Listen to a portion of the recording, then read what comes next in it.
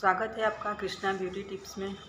मैंने ये series start की, उसके पहले ही एपिसोड में या पहले ही वीडियो में मैंने आपको बताया था कि हम ब्यूटिशियन किसी डॉक्टर से कम नहीं हैं। ठीक है, तो हमें थियरी का हर एक चैप्टर आप ध्यान से मेरा सुनिएगा, लिखिएगा और उसको समझिएगा। ठीक है, अभी आज इस थियरी के टॉपिक में आपको स्पेशली बात करने वाली हूँ कि हमें वैक्स के बाद में क्या चीज़ हमें नहीं करनी चाहिए और इसी चीज़ को हमें फॉलो भी करना चाहिए। जब नहीं तो वरना कभी ऐसा बुरा काम हो सकता है, मान लो कि क्लाइंट की स्किन बिगड़ सकती है, तो आपका पार्लर का नाम भी ख़राब होगा और आपको इसकी चीज़ की नॉलेज नहीं है, आपको शायद ना भी किसी ने दी हो। लेकिन मैं आपको बता दे रही हूँ कि वैक्स करने के बाद में हमें ब्लीच नहीं करना चाहिए। हमें वैक्स करने के बाद में ब्लीच क्यों नहीं करना चाहिए? इसकी ये वजह है कि अगर जब जिस तरह हम वैक्स करते हैं तो वैक्स के साथ में वो हेयर तो रिमूव हो जाते हैं, प्लस उसके साथ में स्किन का थोड़ा हल्का फुल्का सा डेड लेयर भी निकल जाता है, हल्का सा निकलता है नॉर्मल वैक्स के अंदर। तो वो क्या वर्क करता है, जब हम उसके ऊपर वैक्स करने के बाद में हम ब्लीच अगर जो करते हैं तो वो स्किन के ऊपर जलन पैदा करता है और जिस क्लाइंट की अगर सेंसिटिव स्किन है तो उसको ज़्यादा ही वो चीज़ असर करेगी। इसलिए आप कभी भी वैक्स करने के बाद में ब्लीच ना कीजिए। अगर आपको ब्लीच करना है तो आप पहले ब्लीच कीजिए, उसके बाद में आप वैक्स कीजिए।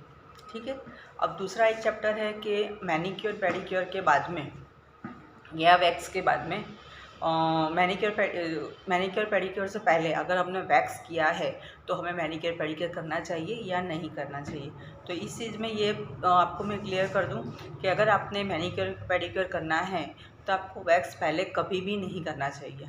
ठीक है, उसमें प्रॉब्लम आ सकती है मसाज के टाइम पर। जैसे कि हमने पहले उनको आप बोलोगे हमको इनका वैक्स भी करना है और मैनीक्योर पेडिक्योर भी करना है, तो मैनीक्योर पेडिक्योर की जो क्रीम है वो हम क्रीम अप्लाई करेंगे तो फिर वैक्स नहीं होगा, इसलिए हम पहले वैक्स कर देते हैं फिर हम मैनीक्योर पेडिक्योर ले लेते हैं। लेकिन फिर भी मैं आपको बोल रही हूँ कि मैनीक्योर पेडिक्योर और वैक्स उसके बीच में कम से कम आधा एक घंटे का तो टाइम कम से कम होना ही चाहिए। उसके बाद में ही आप मैनीक्योर पेडिक्योर कीजिए। क्यों? क्योंकि अगर जैसे कि हमने वैक्स किया है, वैक्स करने के बाद में हेयर गए और उसके बाद में आपके जो स्किन का हल्कापन है वो भी निकल जाता है। ठीक है, और उसके बाद में हम उसके ऊपर स्क्रब करते हैं तो वो स्किन का जो लेयर है ऑलरेडी ख़त्म हो चुका है, निकल चुका है। अगर उसी स्किन के ऊपर हम अगर जो स्क्रब करते हैं तो स्किन रेड हो सकती है, दूसरे दिन कस्टमर की स्किन ब्लैक भी हो सकती है। ठीक है, फिर आपको वो आके दूसरे दिन ही कहेंगे कि मैनीक्योर पेडिक्योर के बाद में मेरी स्किन ब्लैक हो गई। ठीक है, ये वजह है कि आपको वैक्स करने के बाद में मैनीक्योर पेडिक्योर आप कर सकते हो, नेल्स का कीजिए, मगर आप मसाज जब देने का टाइम है या तो स्क्रब को आप यूज़ ना कीजिए। ठीक है, अगर स्क्रब आप यूज़ कर लेते हो गलती से तो आपको ये रिज़ल्ट आपको देखने मिलने ही वाला है। या तो आप उसके वैक्स के बाद में पहले आप फेशियल ले लीजिए ताकि क्लाइंट की जो स्किन है उसको थोड़ा रेस्ट मिल जाएगा 1 घंटे का। उसके बाद में आप मैनीक्योर पेडिक्योर लीजिए। इसलिए आप जब भी कुछ भी काम करते हो तो आप सोच समझ के कीजिए कि कभी कौन सा काम हमें कब करना है और क्या काम करने से हमें क्या रिज़ल्ट मिलेगा और इसके ऊपर हमें क्या मिलेगा, इसका आप टोटली ध्यान रखिए।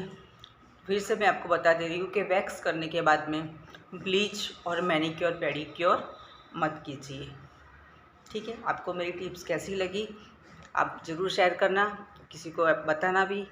और आप इस तरह की और दूसरी यही जानकारी आप मेरे साथ में मेरे हर एक वीडियो में लोगे। जो चीज़ों की जो सावधानियाँ रखनी है वो सावधानियाँ आपको मैं पहले ज़रूर बताऊंगी। बाय।